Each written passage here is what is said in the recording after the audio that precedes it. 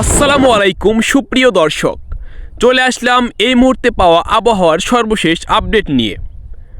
আবারও দেশের 8 বিভাগের মধ্যে রয়েছে তীব্র ঝড় বৃষ্টির আশঙ্কা। বাংলাদেশের অধিকাংশ এলাকায় সকাল থেকে আকাশ থাকবে আংশিক মেঘলা এবং দিন বাড়ার সঙ্গে সঙ্গে অনেক স্থানে বৃষ্টি ও দমকা হাওয়া বয়ে যেতে পারে। প্রিয় দর্শক শ্রোতা, আজকে আপনাদেরকে জানাবো বিভিন্ন বিভাগের বর্তমানে বিভিন্ন জেলাগুলোতে আবহাওয়ার কীরকম অবস্থা আছে এবং বৃষ্টিপাতের কোথায় কোথায় সম্ভাবনা আছে সেই বিষয়টা। আপনি কোন জেলা থেকে ভিডিওটি দেখছেন কমেন্টস করে ভিডিওতে একটি লাইক দিয়ে দিন। চলুন আমরা উপগ্রহ থেকে দেখে নেই। প্রথমে রংপুর বিভাগে সারাদিন আকাশ মেঘলা থাকার সম্ভাবনা রয়েছে।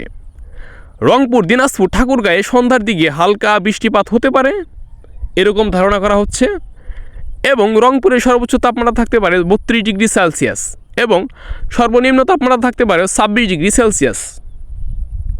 এছাড়া রাজশাহী বিভাগে বেশিরভাগ সময় আংশিক মেঘলা আকাশ ও দুপুরের পর হালকা বৃষ্টি হবারও সম্ভাবনা রয়েছে। গরম কিছুটা কমবে বলেও জানানো যাচ্ছে। সর্বোচ্চ তাপমাত্রা 32 ডিগ্রি সেলসিয়াস এবং সর্বনিম্ন 26 ডিগ্রি সেলসিয়াস। এছাড়া সিলেট বিভাগে সিলেট, মৌলভীবাজার ও হবিগঞ্জে বৃষ্টিপাত অব্যাহত থাকতে পারে। কিছু স্থানে অতি ভারী বৃষ্টিপাত হতে পারে। নদ নদীর পানি বৃদ্ধি পেতে পারে এবং সিলেটের সর্বোচ্চ তাপমাত্রা হতে পারে 32 ডিগ্রি সেলসিয়াস এবং সর্বনিম্ন তাপমাত্রা 25 ডিগ্রি সেলসিয়াস পর্যন্ত যেতে পারে। এই মুহূর্তে চট্টগ্রাম বিভাগের বিষয়টা আপনাদেরকে জানিয়ে দিচ্ছি।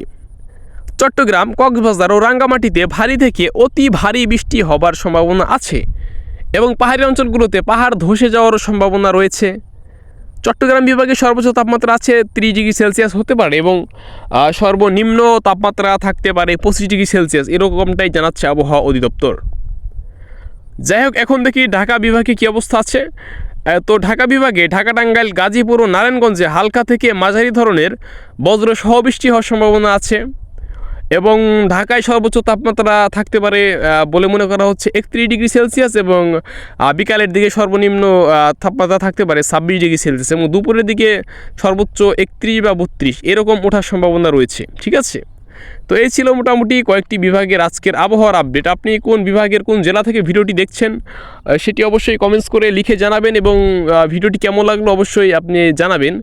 আর নিত্য নতুন যদি আপনি আবহাওয়া নিউজ আপডেট পেতে চান তাহলে অবশ্যই DWS ব্লগস এই চ্যানেলটিকে সাবস্ক্রাইব করে রাখতে পারেন, কেননা আমরা প্রতিনিয়ত লেটেস্ট যে আবহাওয়া অধিদপ্তর থেকে পাওয়া যে তথ্যগুলো আছে সেগুলো আপনাদের সাথে শেয়ার করছি। আশা করছি সেগুলো আপনাদের অনেক উপকারে আসবে এবং যারা সমুদ্র উপকূলবর্তী এলাকায় রয়েছেন তারা অবশ্যই সতর্কতা অবলম্বন করে চলবেন, কেননা এই ঝড় বৃষ্টি ঘূর্ণিঝড়ের সময় সমুদ্র উপকূলবর্তী এলাকায় যে মানুষগুলো আছেন যাদের ঘরবাড়ি রয়েছে তাদের কিন্তু প্রচুর পরিমাণে থাকতে অসুবিধা হয়ে যায়, তাদের লাইফের উপর রিস্ক চলে আসে, তাদের জানমালের ক্ষতি হওয়ার প্রবল একটি সম্ভাবনা কিন্তু থাকে। ঠিক আছে, তো আজকে বিদায় নিচ্ছি, আপনার সাথে দেখা হচ্ছে পরবর্তী ভিডিওতে। Thank you so much.